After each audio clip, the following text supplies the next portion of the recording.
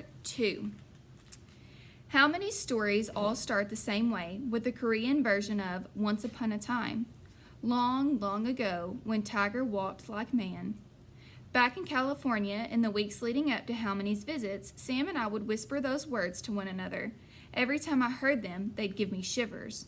We'd count the days until our How Many's arrival, until that first night when we'd run into the guest room and curl up in the bed with her, one of us on each side, like bookends. "How many?" I'd whisper. "Will you tell us a story?" She would smile, pulling us into her arms in her imagination. "Which story?"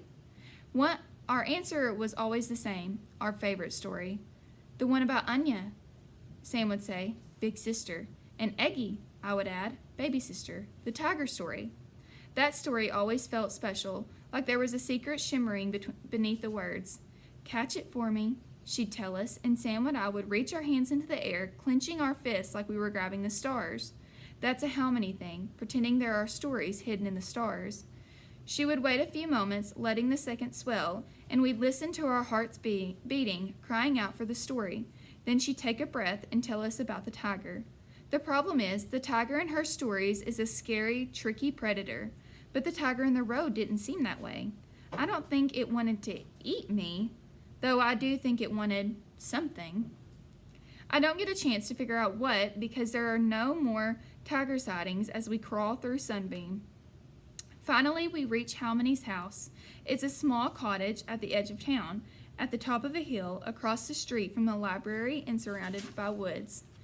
Mom turns onto the long driveway, and we crunch up the gravel until we reach the top.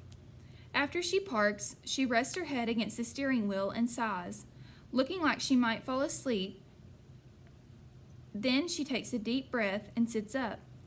"All right," she says, hooking her arm around her headrest, twisting so she can see both of us at once. She plasters a grin on her face, trying to be cheerful to erase all the bickering and stress of the car ride. "Bad news. I left the umbrellas back in California." She grins like, "Ha ha, whoops, funny.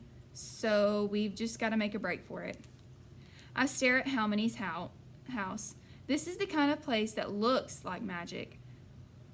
Perched up high, with almost black ivy creeping along the faded brick walls, windows that wink in the light, and of course a million stairs to get to the front door, give or take a few. It's nothing like our vanilla white apartment in California, in a brand new building, with an elevator.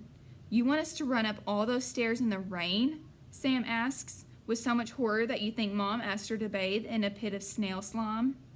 Mom forces another smile. "What's a little rain, right, Lily?" My answer is simple. Yes, right.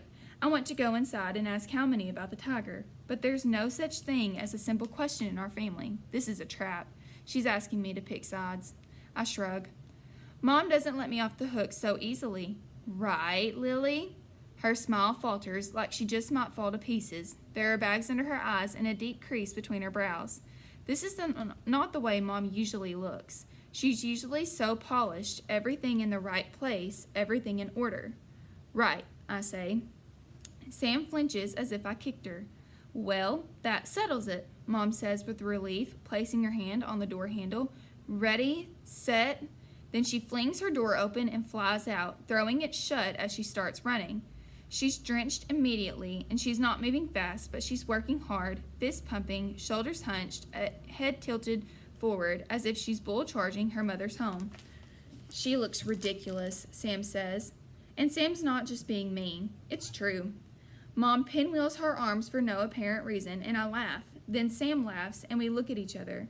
For a moment, we're sisters, making fun of our embarrassing mom. I want to take this moment and stretch it to infinity. But Sam turns away, picking her phone up and its charger and tucking them into her bra, protecting them. "Might as well go," she says. I want to say, "Stay," but I nod instead, and then we burst out of the car. I've never, ever felt rain like this.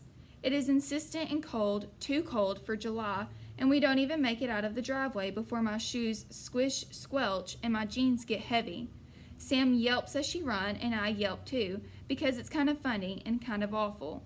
My eyes sting with water, and I can hardly see, but the ice-cold shock of rain lights up my insides. By the time Sam and I get to the top of the stairs, panting, dripping. I've wrung all the air out of my lungs, and my heart is bursting. Mom waits for us on the front step, which is nice, I guess, but kind of strange because she should open the door and go inside. She shakes her head and frowns. How many isn't answering, she says. She's not here.